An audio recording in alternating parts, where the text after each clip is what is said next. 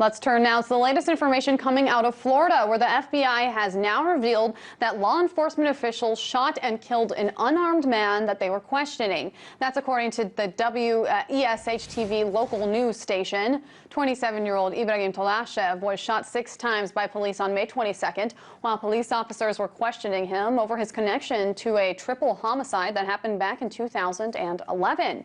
Todashev was also close friends with the Boston Marathon bombing suspect America Tsarnaev. RT International correspondent Marina Portnaya brings us the newest information from this case.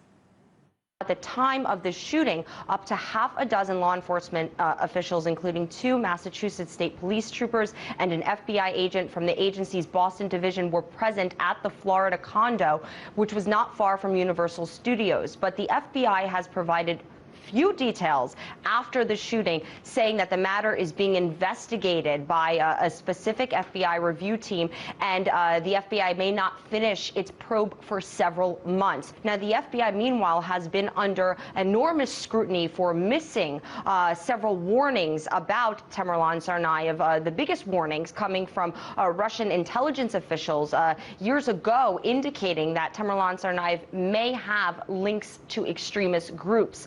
The FBI, for whatever reasons, did not follow up and probe the matter to the fullest extent, and that some would say led to the execution of the Boston Marathon double bombings. And now we have this development unfolding, where a man that was shot and killed by FBI agents turns out, according to the Washington Post, to have been unarmed. So clearly the FBI is going to have a lot of questions to answer in the coming days with these new developments on this story. That was RT International correspondent Marina Portnaya. And the details around this case have been murky at best. Even the reasons why the FBI was questioning Ibrahim Todashev in the first place are questionable. Sources close to the case say that he was also being questioned over the knowledge of the Boston bombing. Our sister station, RT International, had a chance to speak with civil rights attorney Shahar Aziz about the shooting of Ibrahim Todashev, and she says that we might never get the full story. Oftentimes, anything related to national security is very secretive. So I would be surprised if they reveal the details of the investigations beyond their findings and some very basic facts.